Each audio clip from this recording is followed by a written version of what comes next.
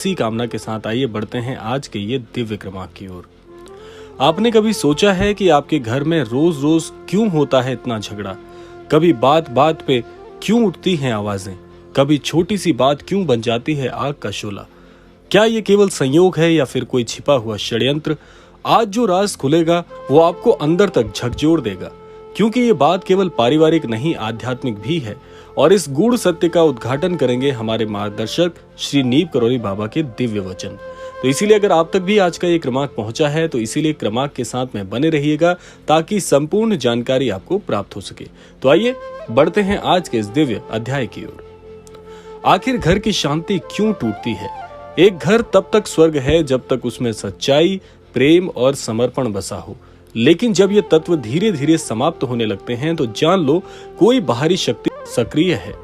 नीम करौरी बाबा ने कहा था, जहां कलह हो वहां किसी एक का मन कलुषित होता है, और जहां मन मलिन हो वहां राक्षसी प्रवृत्तियां पनपती हैं। अब तुम सोचो, क्या तुम्हारे घर में कोई ऐसा है जिसका मन हमेशा नकारात्मक सोच से भरा रहता है, जो दूसरों के बारे में हमेशा बुरा ही सोचता है, जो खुश नहीं हो सकता जब तक बाकी लोग हंसते हैं? अब आइए जानते हैं कि कौन है वो व्यक्ति जो आपके जीवन में किसी न किसी तरह से परेशानियों के बीज बो रहा है। उस इंसान की पहचान कठिन नहीं, बस ध्यान देना है। वो वही होगा जो दूसरों की बातों में जहर घोलता है, वो जो पीठ पीछे चुगली करता है और सामने मीठी बातें करता है। महाराज जी कहते थे, झूठा भक्त बनकर जो दूसरों को गिराता है वो सबसे बड़ा पाखंडी है। ये व्यक्ति आपके ही करीब होगा, रिश्तेदार, पड़ोसी, दोस्त या कभी कभी अपना ही खून। उसका एक ही उद्देश्य है, तेरे घर की एकता को तोड़ना, क्योंकि जब तक घर टूटता है आत्मा कमजोर होती है, और जब आत्मा कमजोर हो तो दुर्भावनाएं आसानी से प्रवेश करती हैं। आइए जानते हैं झगड़े की जड़ें भला क्या हैं। अब सुनो उस रचना की जो हर झगड़े के पीछे छिपी है। शक, भ्रम और अहंकार, और इन तीनों के बीज बोता है वही इंसान जो चाहता है तेरी बर्बादी। बाबा का वचन था, जो दूसरों की बुराई करके सुख पाता है वो अपने ही जीवन को अभिशप्त करता है। वो इंसान तुझे अपनों से लड़वाता है, तुझे अपनों से दूर करता है, तेरी खुशियों को अपने अहंकार के आगे रौंद देता है, और तुझे पता भी नहीं चलता कि तू एक षड्यंत्र का शिकार बन चुका है। आइए जानते हैं कैसे करें इसे पर्दाफाश। अब समय है पहचान का, पर्दाफाश का, और उस शक्ति को हराने का जो तुझे अपनों से अलग कर रही है। बाबा जी ने कहा था, सच की अग्नि में हर छल भस्म हो जाता है। मन की आंखें खोलो और सत्य को पहचानो। पहचान के संकेत अब जान लेते हैं। पहला संकेत है, जो हर बात में जहर घोले वो शक्ल से नहीं शब्दों से पहचाना जाता है। दूसरा, जो दूसरों की बुराई सुनकर आनंदित हो वो हितैषी नहीं हानिकारक है। तीसरा, जो तुझे अपनों से दूर करे वो शत्रु है, चाहे चेहरा कैसा भी क्यों ना हो। और चौथा, जो हर बात में नकारात्मकता ढूंढे वो राक्षसी ऊर्जा का वाहन है। आइए जानते हैं इस सबसे आत्मरक्षा की शक्ति कैसे आपको पल पल आगाह करती है कि तुझे अपने जीवन में इन सारी राक्षसी प्रवृत्तियों से दूर रहना है। क्या करें जब पहचान हो जाए उस व्यक्ति की? क्या उससे लड़ें? क्या उससे रिश्ता तोड़ दें? आइए जानते हैं आपको क्या करना है।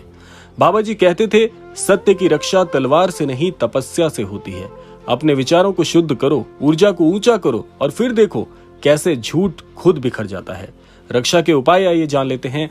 पहला उपाय है, प्रातः काल और शाम के समय यानी संध्या काल में राम नाम का जाप करें। रोजाना आपको इस राम नाम के जाप करने की प्रवृत्ति क्यों अपनानी चाहिए?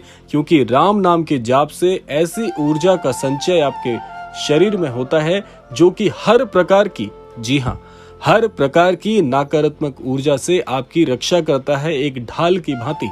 आप सोचिए, अगर आपके पास ढाल है, कवच है, या किसी भी प्रकार का अस्त्र शस्त्र आपको भेद सकता है? नहीं। उसी प्रकार से प्रभु श्री राम जी का नाम जो है वो एक ऐसे कवच के समान है जिसे किसी भी प्रकार की नकारात्मकता भेद नहीं सकती, वो पूरी तरह से अभेद्य हो जाता है। दूसरा है, घर में तुलसी का पौधा जरूर रखें। वो नकारात्मक ऊर्जा को दूर करता है, क्योंकि मन में पलने वाली नकारात्मकता की रक्षा प्रभु श्री राम जी के नाम का जाप करेगा, लेकिन बाहर से आने वाली हर नकारात्मकता से कवच का कार्य करेगा घर में तुलसी के पौधे का होना। तीसरा है, भोजन बनाते समय मंत्रों का उच्चारण करें। शुद्ध मंत्रों का उच्चारण करने से जब भी आप किसी प्रकार की ऊर्जा के लिए भोजन तैयार कर रहे होते हैं, भोजन में उस ऊर्जा के उस अद्भुत मंत्र के गुण प्रवेश कर जाते हैं जो आपको कभी भी किसी प्रकार से नकारात्मक ऊर्जा को वहन करने के लिए बाध्य नहीं कर पाएगा। चौथा है, घर में गंगा जल मिलाकर पूरे घर में रोजाना छिड़काव करें। ये सकारात्मक ऊर्जा के वो बीज हैं जो आपके घर को एक मंदिर के समान बना देते हैं। इसीलिए कहा जाता है आध्यात्मिक स्वरूप से, ज्योतिष के माध्यम से और सभी आध्यात्मिक प्रवृत्तियों और अभ्यास के चलते कि घर में श्री गंगा जल का होना कितना जरूरी हो जाता है।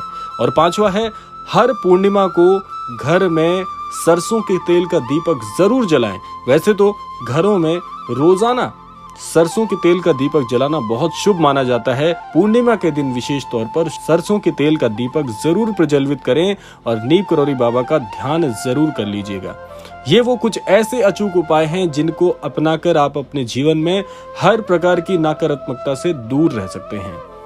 आइए अब जानते हैं एक बहुत ही अच्छी बात कि परिवार को कैसे एक करें। वो इंसान जो घर में झगड़े की जड़ है, वो केवल शक्ति से नहीं प्रेम से पराजित होता है, क्योंकि उसकी शक्ति नफरत से है और प्रेम उसका सबसे बड़ा शत्रु है।